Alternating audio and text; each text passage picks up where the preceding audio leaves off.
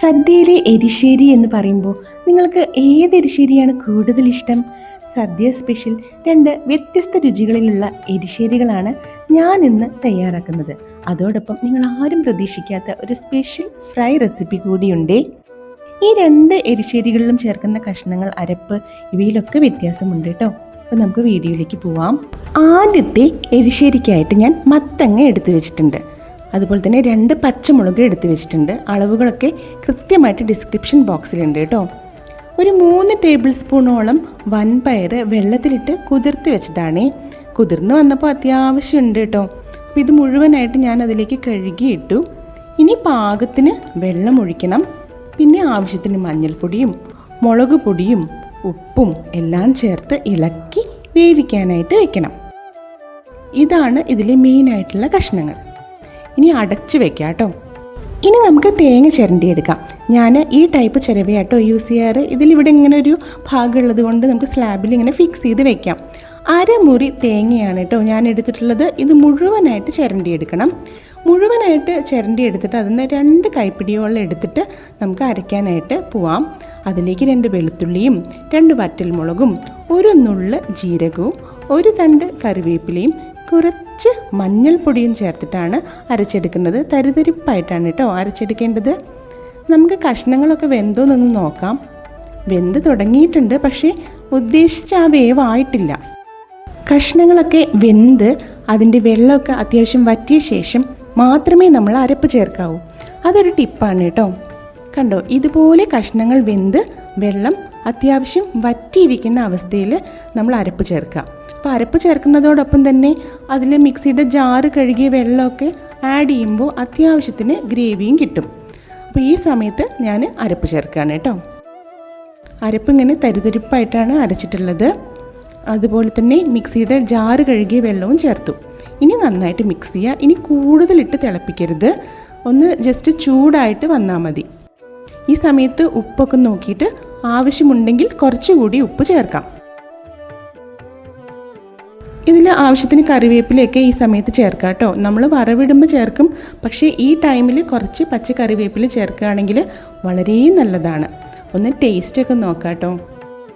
അടിപൊളിയായിരുന്നു. ഈ സമയത്ത് ടേസ്റ്റ് നോക്കിയിട്ട് നമുക്ക് എന്തെങ്കിലും കുറവുണ്ടെങ്കിൽ ആഡ് ചെയ്യാൻ വേണ്ടിയിട്ടാണേ. ഇനി നമ്മൾ തീ ഓഫാക്കി വെക്കുകയാണ് കേട്ടോ. ഇനി ചീനച്ചട്ടി ചൂടാക്കി അതിലേക്ക് ആവശ്യത്തിന് വെളിച്ചെണ്ണ ഒഴിച്ച് കടുകും കറിവേപ്പിലയും വറ്റൽമുളകും എല്ലാം മൂപ്പിച്ച് നമ്മൾ ഇതിലേക്ക് ചേർക്കണം. പക്ഷേ ഇതിനോടൊപ്പം ഒരു കാര്യം കൂടി ചേർക്കുന്നുണ്ട്. കുറച്ച് തേങ്ങ, അതായത് നമ്മൾ ചിരണ്ടി വെച്ച ബാക്കി മുഴുവൻ തേങ്ങയും ഞാൻ ചേർത്തിട്ടുണ്ട്.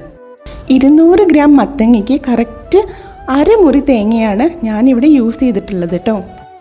തേങ്ങ എത്രത്തോളം ചേർക്കുന്നോ അത്രത്തോളം ടേസ്റ്റാണ് ഈ എരിശ്ശേരി ആണെങ്കിലും അതുപോലെ കൂട്ടുകറി ആണെങ്കിലും.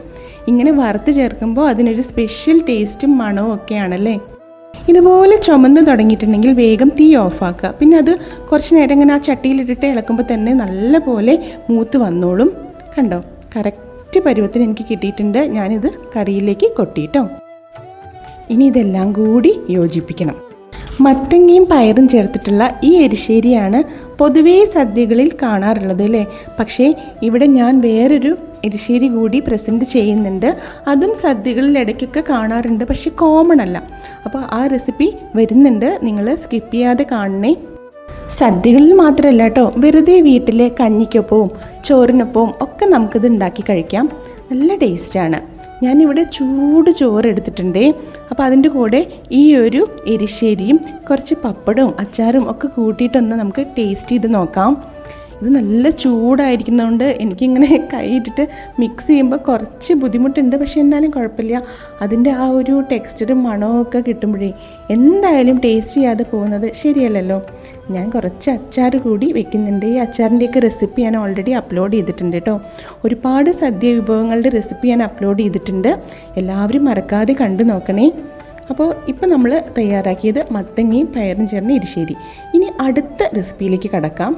അടുത്ത റെസിപ്പിക്കായി വേണ്ടത് പരിപ്പാണ്. സാമ്പാർ പരിപ്പ് വെള്ളത്തിലിട്ട് കുതിർത്ത് വെച്ചിട്ടുണ്ട് കേട്ടോ. പിന്നെ വേണ്ടത് പടവലങ്ങയാണ്. ഇതുപോലെ കഷ്ണങ്ങളാക്കിയിട്ട് മുറിച്ച് വെക്കണം. ഇനി ഈ പടവലങ്ങയിലേക്ക് പരിപ്പ് ചേർത്ത് പാകത്തിന് വെള്ളം ഒഴിച്ച് ഉപ്പും മഞ്ഞൾപ്പൊടിയും ഒക്കെ ഇട്ടിട്ട് വേവിക്കാനായിട്ട് വെക്കുക കേട്ടോ. കുറച്ച് മുളക് പൊടി കൂടി ചേർക്കുന്നുണ്ട്. പച്ചമുളക് ചേർക്കുന്നില്ല കേട്ടോ. പകരം വേറൊരു കാര്യം ഇതിൽ ചേർക്കുന്നുണ്ട്. അരപ്പിനൊരു പ്രത്യേകതയുണ്ട്, അതുകൊണ്ടാണ് ഇപ്പോൾ പച്ചമുളക് ചേർക്കാത്തത്. ഞാനിത് വേവിക്കാനായിട്ട് വെക്കുക കേട്ടോ. ഇനി അരപ്പിനായിട്ട് തേങ്ങ, ജീരകം, വെളുത്തുള്ളി, കുരുമുളക്, പച്ചമുളക് ഇത്രയും കാര്യങ്ങൾ എടുത്ത് വെച്ചിട്ടുണ്ട് കേട്ടോ.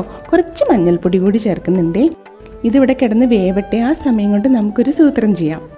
ഞാൻ പടവലങ്ങയുടെ കുരു എടുത്ത് മാറ്റി വെച്ചിട്ടുണ്ട്. ഇതധികം മൂക്കാത്ത പടവലങ്ങയായിരുന്നു കേട്ടോ, അതുകൊണ്ട് തന്നെ കുരുവൊക്കെ വളരെ സോഫ്റ്റാണ്. അതിലേക്ക് കുറച്ച് മഞ്ഞൾപ്പൊടി, മുളക് പൊടി, ജിഞ്ചർ ഗാർലിക് പേസ്റ്റ് എന്നിവയെല്ലാം ചേർത്ത് ഉപ്പും ചേർത്ത് തിരുമ്മിയെടുക്കണം. നല്ലപോലെ മിക്സ് ചെയ്തെടുക്കുക. നമ്മൾ മീനിനൊക്കെ പുരട്ടി വെക്കില്ലേ, അതേപോലെ നന്നായിട്ട് മിക്സ് ചെയ്ത് ഈ പരുവത്തിലാക്കി എടുക്കണം. എന്നിട്ട് ഒരു തവ ചൂടാക്കുക, വെളിച്ചെണ്ണ ഒഴിക്കുക. എന്നിട്ട് മീനൊക്കെ പൊരിക്കാനായിട്ട് നിരത്തി വെക്കില്ലേ, അതേപോലെ ആ വെളിച്ചെണ്ണയിൽ ഇങ്ങനെ നിരത്തി വെക്കുക കേട്ടോ. ഇതൊരു സ്പെഷ്യൽ റെസിപ്പി തന്നെയാണ്. നമ്മൾ ഈ സദ്യ ഐറ്റംസ് ഉണ്ടാക്കുമ്പോൾ അല്ലെങ്കിൽ നോൻപ് എടുക്കുന്ന സമയത്തൊക്കെ വെറുതെ വെജിറ്റബിൾസ് മാത്രം കഴിക്കുന്ന സമയത്ത് ആർക്കെങ്കിലും നോൺ വെജ് കഴിക്കാനൊരു തോന്നൽ വരികയാണെങ്കിൽ, അതായത് മീൻ പൊരിച്ചതും ഒക്കെ കഴിക്കാനൊരു തോന്നൽ വരികയാണെങ്കിൽ ഇതൊരു ബെസ്റ്റ് ഓപ്ഷനാണ് കേട്ടോ. പടവലങ്ങ കുരു ഫ്രൈ. ഇതിങ്ങനെ മീൻ പൊരിച്ച അതേ ഒരു ഫീലാണ് ഇത് കഴിക്കുമ്പോൾ. അതായത് മീൻ പൊരിക്കുമ്പോൾ ഒരു പ്രത്യേക മണം ഉണ്ടാവില്ലേ, അങ്ങനെ ഒരു മണം തന്നെ ഈ ഒരു ഫ്രൈ തയ്യാറാക്കുമ്പോൾ വരും. മാത്രമല്ല ഹെൽത്തിയാണ്, ഒരു സ്പെഷ്യൽ ടേസ്റ്റാണ്. അപ്പോൾ ഇങ്ങനെ ചെയ്യാത്ത ആരെങ്കിലും ഉണ്ടെങ്കിൽ ഒന്ന് ട്രൈ ചെയ്ത് നോക്കിക്കോളും. സദ്യയൊക്കെ ഉണ്ടാക്കുമ്പോൾ എന്തായാലും പടവലങ്ങയൊക്കെ വീട്ടിൽ വാങ്ങുമല്ലോ, അപ്പോൾ ഇതൊന്ന് ട്രൈ ചെയ്തേക്കൂ കേട്ടോ. അടിപൊളി റെസിപ്പിയാണ്. ഈ സമയത്ത് നമ്മുടെ പടവലങ്ങയും പരിപ്പും നന്നായിട്ട് വെന്ത് വന്നിട്ടുണ്ട്. പാകത്തിന് വെള്ളമൊക്കെ വറ്റി വന്നിട്ടുണ്ട്. ഈ സ്റ്റേജിൽ നമ്മളിതിലേക്ക് അരപ്പും ജാറ് കഴുകിയ വെള്ളവും ചേർത്ത് മിക്സ് ചെയ്യാണ് കേട്ടോ. ഇതിൻ്റെ കളറ് തന്നെ കണ്ടോ, ഒരു യെല്ലോയിഷ് കളറാണ് ഈ ഒരു എരിശ്ശേരിക്കുള്ളത്. ആദ്യം ഉണ്ടാക്കിയ എരിശ്ശേരിക്ക് ചെറിയൊരു ബ്രൗൺ ഷെയ്ഡ് കൂടി ഉണ്ടായിരുന്നല്ലേ. ഇനി നല്ല വെളിച്ചെണ്ണയിൽ കടുകും കറിവേപ്പിലയും വറ്റൽമുളകും തേങ്ങയും ഒക്കെ മൂപ്പിച്ചിട്ട് നമ്മൾ ഈ ഒരു എരിശ്ശേരിയിലേക്ക് കൊട്ടുകയാണേ. നമ്മൾ ആദ്യം ഉണ്ടാക്കിയ എരിശ്ശേരിയില്ലേ, അതിൽ നിന്നും ഒരുപാട് ഡിഫറൻസ് ഉണ്ട് കേട്ടോ. ഈ എരിശ്ശേരിയുടെ ടേസ്റ്റിന് ഇതിൽ കുരുമുളകും പച്ചമുളകും ഒക്കെ അല്ലേ ചേർത്തിട്ടുള്ളത് അരപ്പിൽ. അതിൻ്റെ ഒരു പ്രത്യേകത ഈ ഒരു എരിശ്ശേരിക്ക് എന്തായാലും ഉണ്ട് കേട്ടോ. അപ്പോൾ ട്രൈ ചെയ്ത് നോക്കണേ. എനിക്കാണെങ്കിൽ പടവലങ്ങ എന്ന് പറഞ്ഞ വെജിറ്റബിളിനോട് ഒട്ടും തന്നെ താല്പര്യം ഉണ്ടായിരുന്നില്ല കേട്ടോ ആദ്യമൊക്കെ, കാരണം അതിനൊരു പച്ച രുചിയില്ലേ. പക്ഷേ ഇങ്ങനെ എരിശ്ശേരി കഴിച്ചതിന് ശേഷം ഞാൻ പിന്നെ പടവലങ്ങ ഇങ്ങനെ ഉണ്ടാക്കും. അതായത് നല്ല ടേസ്റ്റാണ്. പടവലങ്ങയാണെന്നേ മനസ്സിലാവാറില്ല. ഞാനും പടവലങ്ങ പിന്നെ കഴിക്കാൻ തുടങ്ങി കേട്ടോ. അപ്പോൾ ഇന്നുണ്ടാക്കിയ 2 ടൈപ്പ് എരിശ്ശേരികളും നിങ്ങൾക്കിഷ്ടമായോ? ഇതേപോലെ ഒരുപാട് സദ്യ സ്പെഷ്യൽ ഐറ്റംസ് ഞാൻ എൻ്റെ ചാനലിൽ അപ്ലോഡ് ചെയ്തിട്ടുണ്ട് കേട്ടോ. അപ്പോൾ എൻ്റെ ചാനലിൽ കയറി ബാക്കി റെസിപ്പീസും ഒന്ന് കണ്ടു നോക്കണേ. എന്നാൽ ഇനി അടുത്ത വീഡിയോയിൽ കാണാം അല്ലേ. ശരി എന്നാൽ.